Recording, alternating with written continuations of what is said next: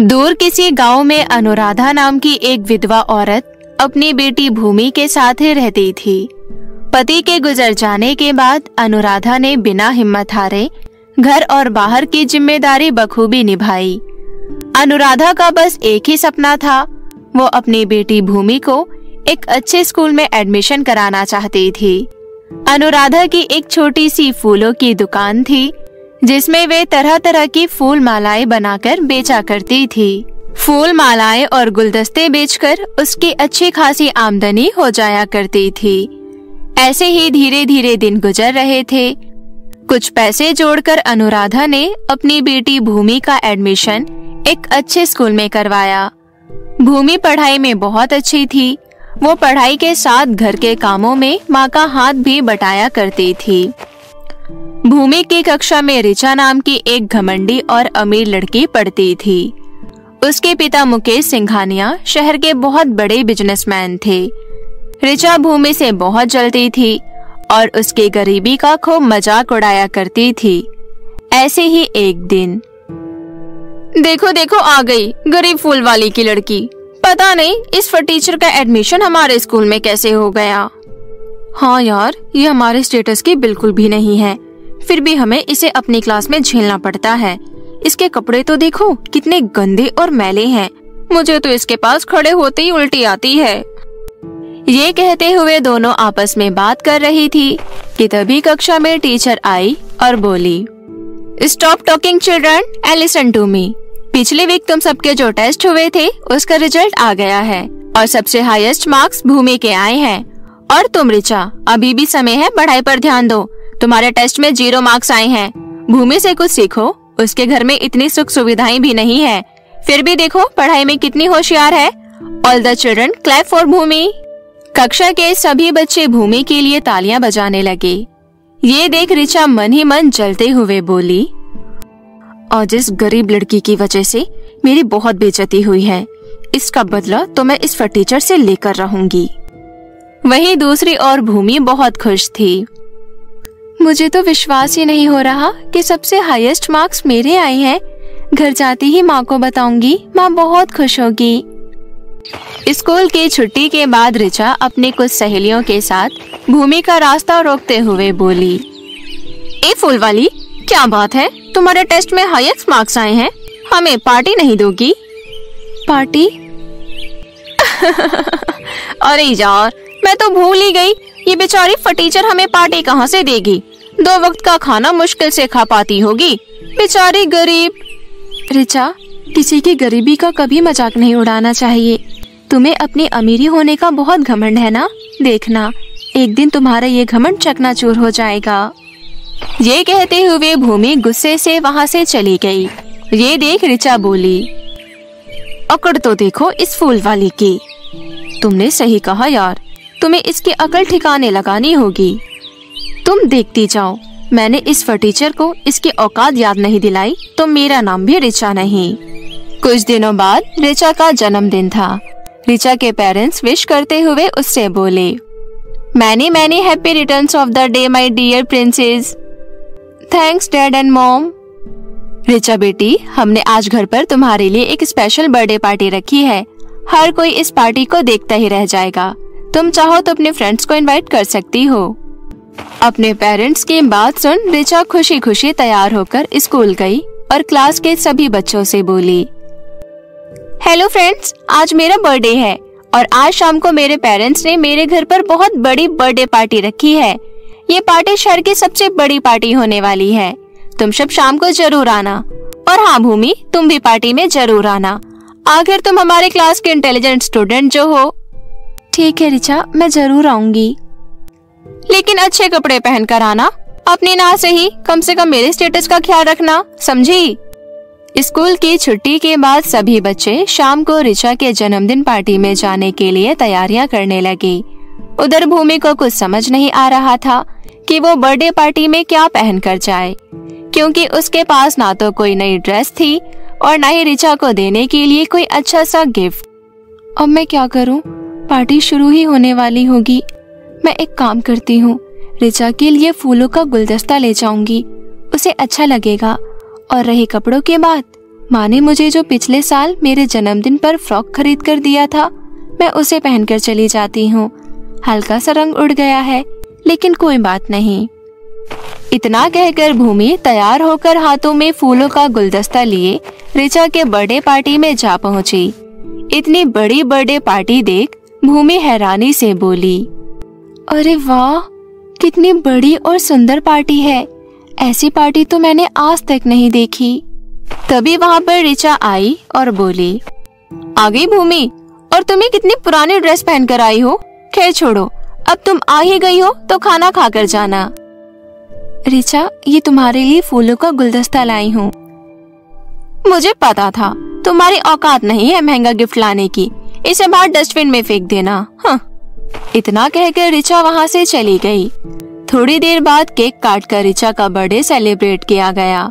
फिर केक का एक पीस लेकर ऋचा भूमि के पास गई और बोली, ये लो केक। भूमि ने केक लेने के लिए जैसे ही हाथ आगे बढ़ाया, ऋचा ने केक जानबूझकर जमीन पर गिरा दिया।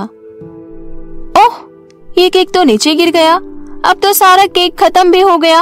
ये लास्ट ही पीस बचा था। तुम एक काम करो भूमि, तुम जमीन पर गिरा हुआ केक उठा लो, ऊपर ऊपर का खा लेना।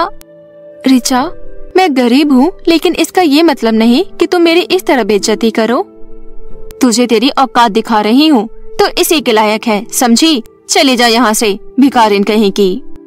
देख लेना, एक दिन मैं भी अपने बर्थडे के दिन तुमसे भी अच्छा और बढ़िया केक काटूंगी। तू और केक काटेगी? घर में एक वक्त का खाना खाने को मिल जाए वही तेरे लिए बहुत है। ऋचा संग वहाँ खड़ी बाकी लड़कियाँ भी भूमि पर हंसने लगी। ये सब देख भूमि को बहुत बुरा लगा और वो रोते हुए वहाँ से चली गई। भूमि को रोता हुआ आते देख अनुराधा ने बोली, क्या हुआ बिटिया, तुम रो क्यों रही हो? माँ, बर्थडे पार्टी में सभी ने मेरा बहुत मजाक उड़ाया। ये कहते हुए भूमि ने पार्टी में हुआ सारा वाक्य माँ को बताया। अच्छा, पहले रोना बंद करो। तुम तो मेरी सबसे समझदार बिटिया हो ना, तुम उनकी बातों को दिल पर मत लगाओ। एक कान से सुनो और दूसरे कान से निकाल दिया करो। अच्छा ठीक है माँ, पर माँ, कुछ दिनों बाद मेरा भी जन्मदिन आने वाला है। आप मेरे लिए इस बार केक लेकर आएंगी ना? हाँ बिटिया, इस बार मैं तुम्हारे लिए सुंदर और बहुत बड़ा केक लेकर आऊंगी। फिर तुम अपनी सभी सहेलियों को अपने जन्मदिन पार्टी में बुलाना, ठीक है? चलो अब जल्दी से मुस्कुरा दो। ऐसे ही कुछ दिन बीत गए। फिर सुबह भूमि खुश होते हुए बोली, आज तो मेरा जन्मदिन है, माँ मेरे लिए सुंदर से केक लेकर आएंगी। स्कूल जाकर सभी को अपने जन्मदिन पर इनवाइट करती हूँ। ये कहते हुए भूमि तैयार होकर स्कूल चली गई। वहीं दूसरी ओर अनुराधा अपनी फूलों की दुकान पर उदास बैठी सोच रही थी। आज भूमि बिटिया का जन्मदिन है, मुझे आज कैसे भी करके सारे फूल बेचने ही होंगे। मुझे उसके लिए बढ़िया सा केक और नई फ्रॉक खरीदना है। आज भूमि कितनी आस लगाकर बैठी है, नहीं तो उसका दिल टूट जाएगा। सुबह से दोपहर हो गई, लेकिन अनुराधा की दुकान पर फूल लेने कोई भी नहीं आया।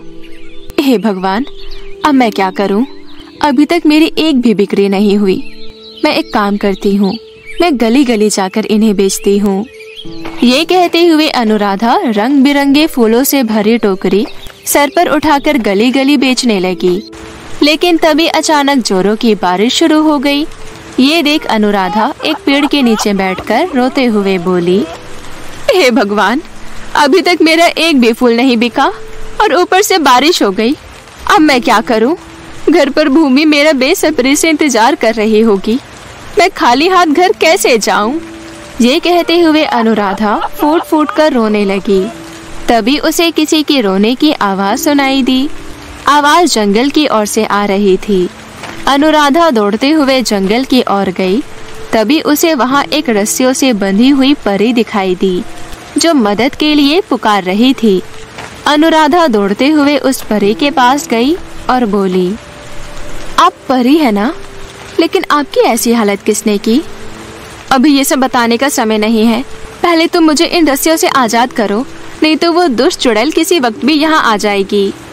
ये सुनते ही अनुराधा ने फौरन बिना समय गवाए परी को रस्सियों से आजाद कर दिया।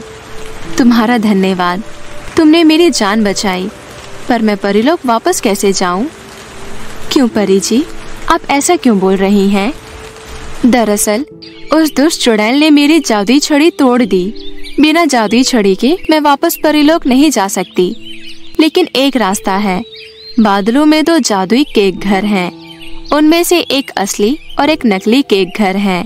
जो भी उन दोनों केक घर के पास जाएगा उसे अपनी समझदारी और सूझबूझ से असली केक घर चुनना होगा। असली केक घर के अंदर मेरी दूसरी जादुई छड़ी है।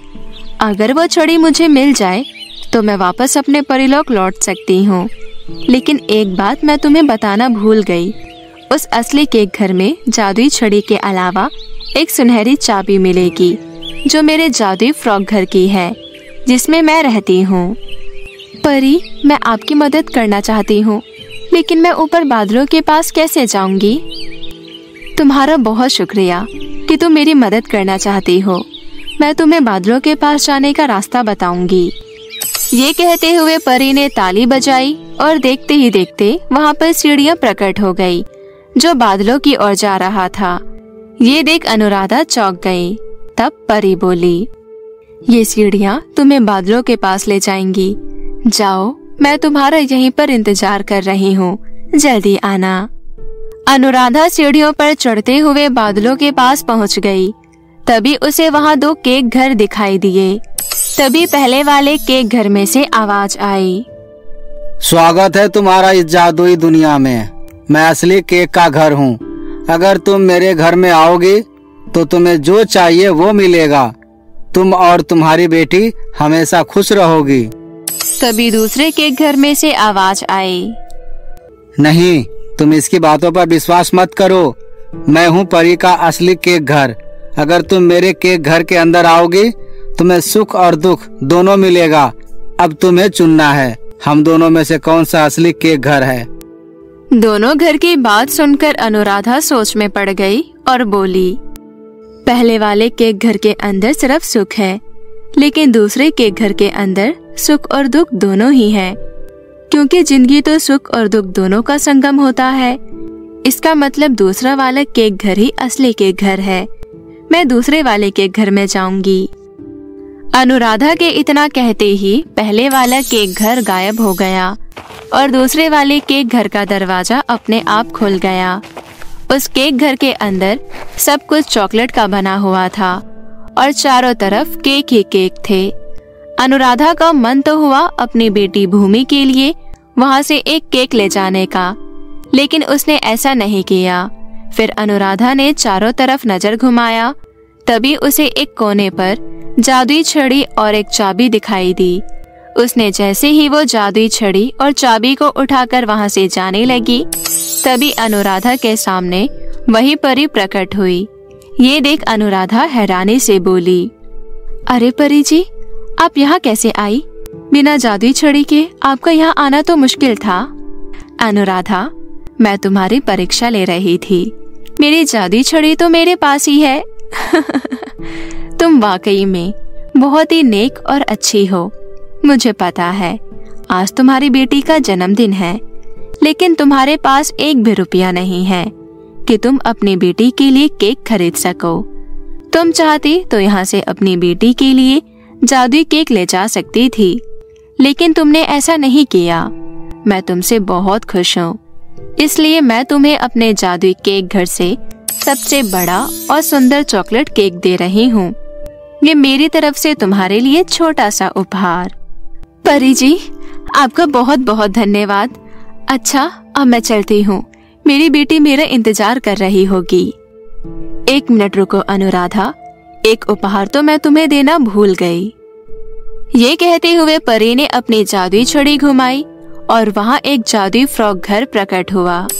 जादुई फ्रॉक घर में से परी एक फ्रॉक अनुराधा को देते हुए बोली, अनुराधा, ये जादुई फ्रॉक है। इस जादुई फ्रॉक से तुम जो भी मांगोगी तुम्हें वो मिल जाएगा, लेकिन उतना ही मांगना जितने की तुम्हें जरूरत हो। परी का धन्यवाद कर अनुराधा खुशी खुशी चॉकलेट केक और जादुई फ्रॉक लेकर वापस घर लौट आई। चॉकलेट केक और इतनी सुंदर फ्रॉक देखकर भूमि खुशी से झूम उठी। उसके बाद भूमि ने अपनी माँ अनुराधा संग अपना बर्थडे सेलिब्रेट किया। अब उनके पास किसी चीज की कोई कमी नहीं थी। जादुई फ्रॉक की मदद से अनुराधा ने अलग अलग वैरायटी के फूलों की बहुत बड़ी दुकान खोली। दूर दूर से लोग उसके दुकान पर आने लगे और बहुत जल्द ही उनकी दुकान फेमस हो गई। इस तरह दोनों माँ बेटी खुशी खुशी अपना जीवन बिताने लगे। वहीं दूसरी ओर ऋचा के पिता मुकेश सिंघानिया का बिजनेस में बहुत बड़ा लॉस होने के कारण उनका बिजनेस बिल्कुल ठप हो गया, जिस कारण बंगला, गाड़ी, रुपया, पैसा सब कुछ छिन गया और वे सड़क किनारे रहने पर मजबूर हो गए।